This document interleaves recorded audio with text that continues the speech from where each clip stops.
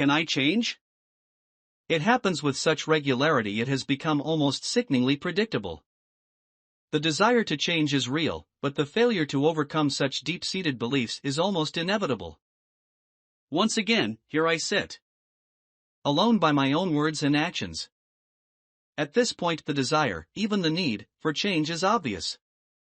This is unsustainable, and even after 16 years of marriage, there must be a breaking point somewhere.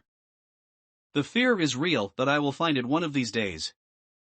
And I promise, again and again, I will change. I will find a way.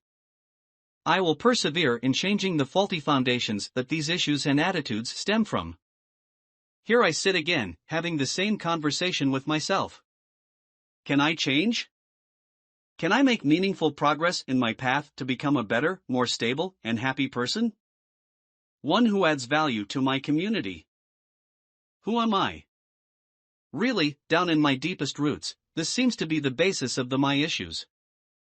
It doesn't sound too bad at first, looking at the external factors of my life. I am a father, a husband, a member of a local church and fire department. I am a hunter, fisherman, and farmer, though not professionally in any aspect. I am a worker, a business owner, and a friend and mentor. It is not all positive and productive, however. I am also a flawed only child who struggled with even articulating the mental issues that most likely should have prevented the exacerbation of said issues through military service and subsequent deployment. A veteran who has struggled with circumstances beyond my control, and one who turned to alcohol and pills as a solution. And this has tainted the very things in this life I am the most proud of and happy about, though the evidence that I do have such love in my heart for those closest to me in fact is slim. I have a wife who sticks with me through times where it would be acceptable, even encouraged, to move on and improve her circumstances. I have a family with her, 2 children that have made my life full in ways I had not previously considered. With that comes challenges and frustrations, certainly, but the rewards are without measure. And that is where this desire to change comes from. The desire is real, certainly. But I allow myself to get in my own way. Respond before proper consideration to the implications of my words and actions can be fully thought through. That impulsive seeking of instant gratification, what does it produce? Not the fruit I care to partake in, for all that I can't always stop myself from reaching for it, against my own better judgment. And as soon as I bite into that bitter fruit I know the mistakes I have made, but not how to reconcile them with the path I want to be taking. And so I sit here. Again. Rinse and repeat. But it's not for nothing, truth be told. Progress has been made, even if not as quickly as I would like, or perhaps not as in the direction my wife and family would prefer. The deepening of my faith, my ability to rely on someone greater than myself for comfort, guidance, and wisdom has helped.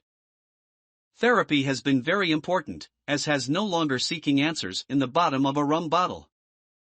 As this is being written I am over 18 months without a drink.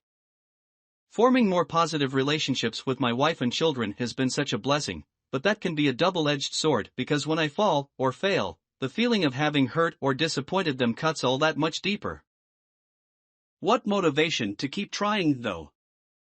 What a drive that combination gives me, the combining of the love felt when I get it right, and that hurt when I don't. It is chasing those highs that keeps me going, and the fear of the pain caused by my failures that moves me forward. We all will fall, at some point, we all fail. We are people, and it is a fact of life. So how do we move forward at these low points? What use is it to push forward when all that I see now is failures stretching out behind me as far as the eye can see? That's the trick, I guess. Dig into those failures, and sure enough some levels of success show through. They are small, especially at the beginning, but they are precious. They are nuggets of gold scattered through the dirt we bury ourselves with. When I learned to start panning through the dirt to find the value, things changed. I still fail. I still have many issues that I am working on to resolve. But that's the difference. I am working. Slowly, to be sure, but slow and steady progress can give us more insight and perspective than leaps and bounds. When we take the scenic route it can help us better appreciate the entire journey, and give weight to the parts that are the hardest to keep moving forward through. I stumble and fall, and the fall always hurts. But not as much as laying on the ground and accepting defeat.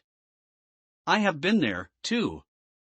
I have woken up in an intensive care unit after being sure I wouldn't wake up, even going so far as to try and make sure that didn't happen.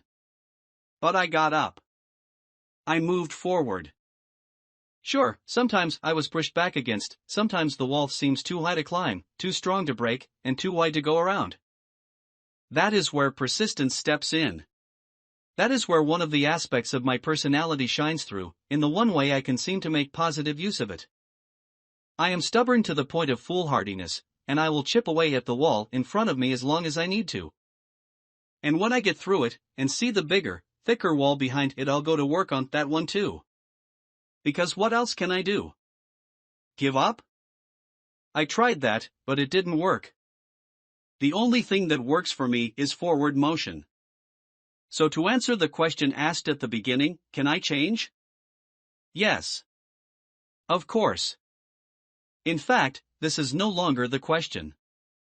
My success so far, despite having my own worst enemy taking shots at me from within my own thoughts, and my ability to take the best of times and twist them until I have to pan through the wreckage of the day to try to find a nugget of wisdom to let me do better in the future, have taught me that I can change.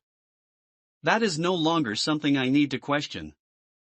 What I do need to question, to keep myself honest and moving forward, is this: can I continue to change? I am not perfect, and I hope to never consider myself to be. Because with that thought comes stagnation. I spent over 10 years stagnant, drinking my life away, neglecting my family. However,